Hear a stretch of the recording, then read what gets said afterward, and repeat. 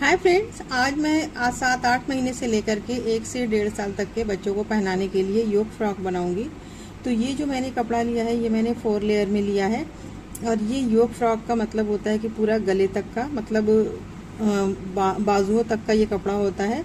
तो लंबाई मैंने 14 इंच ली है और चौड़ाई मैंने 11 इंच ली है। इसमें टॉप की लंबाई कोई ख़ास मायने नहीं रखती, तो इसलिए इसकी लंबाई आपको ज़्यादा लेना पड़ेगा। तो ये मैंने उस हिसाब से इसकी लंबाई चौड़ाई ली है और ये कपड़ा मैंने 4 लेयर में लिया है। इसमें कोई ख़ास कटिंग नहीं करनी होती है, बस यहाँ पर थोड़ा सा बाजुओं की कटिंग करनी होती है। तो मैंने दोनों साइड से 2-2 इंच पर निशान लगाया है और इस निशान को एक दूसरे के साथ मिला लेंगे और फिर हम इसकी कटिंग कर लेंगे।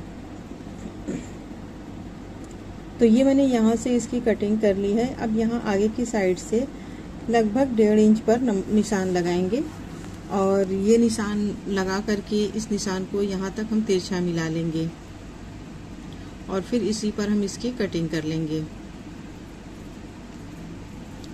तो ये हो गया हमारे पार्ट की कटिंग, यानी कि जो घेर और टॉप दोनों की जगह होगा ये वाला कपड़ा, उसकी मैंने कटिंग कर ली है।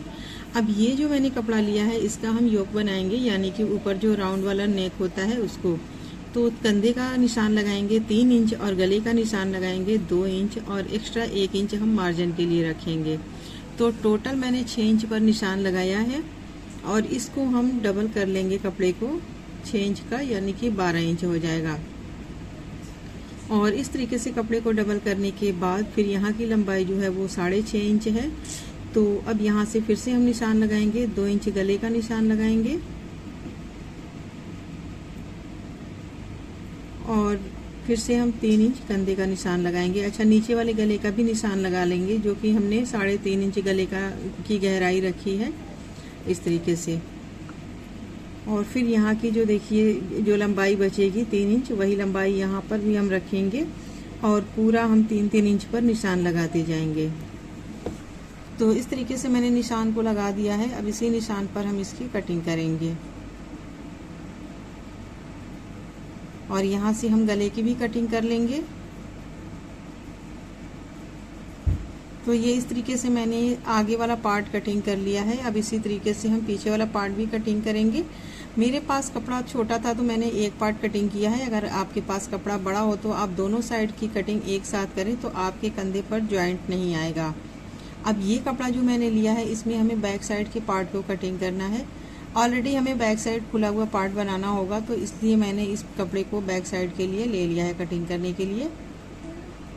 तो यहाँ से मैंने मार्जिन के लिए थोड़ा सा कपड़ा एक्स्ट्रा छोड़ते हुए और कटिंग कर ली है। अब बाकी का हम इसी के हिसाब से मतलब इसी को हम कटिंग कर लेंगे, इसकी आउटलाइन कटिंग कर लेंगे।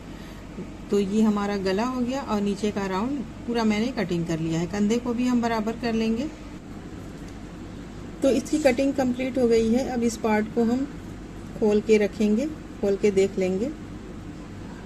ये हमारा बैक पार्ट है और ये हमारा फ्रंट पार्ट है। अब इसके नाप से हम इसके लिए अस्तर की कटिंग करेंगे। तो ये मैंने कपड़ा लिया है, सेम साइज से कटिंग करेंगे और इसकी सिलाई के लिए ये ज़रूरी होता है, क्योंकि सिलाई के बाद इसको पलटना होता है उसी के सहारे। तो यहाँ पर मैंने दोनों में अस्तर कटिंग कर लिया है। अब इसकी सिलाई करनी है। तो सिलाई किस तरीके से करनी है वो मैं आपको बताती हूँ। सबसे पहले इसको हम अलग रख लेंगे और इस वाले पार्ट को भी हम अलग रख लेंगे। दोनों का हमने सामने वाला पार्ट अलग अलग रख दिया है। अब इसका हम पीछे वाला पार्ट इसके ऊपर रखेंगे और इसको भी हम यहाँ पर रख लेंगे।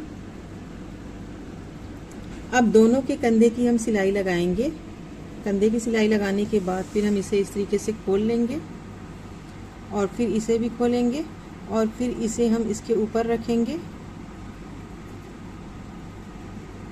इस तरीके से हम रखेंगे और इसकी हम आउटलाइन सिलाई लगाएंगे। फिर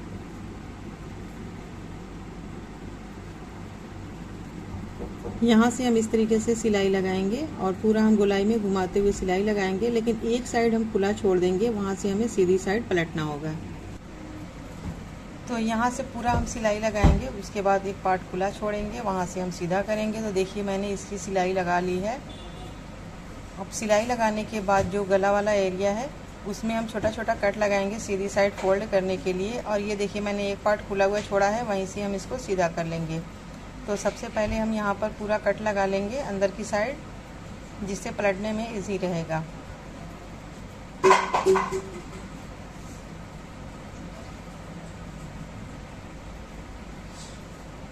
तो इसे यहाँ से हम सीधा करेंगे। अच्छे से सीधा करने के बाद फिर हम इस पर प्रेस कर लेंगे। तो देखिए मैंने प्रेस करके इसको बिल्कुल चिकना कर लिया है।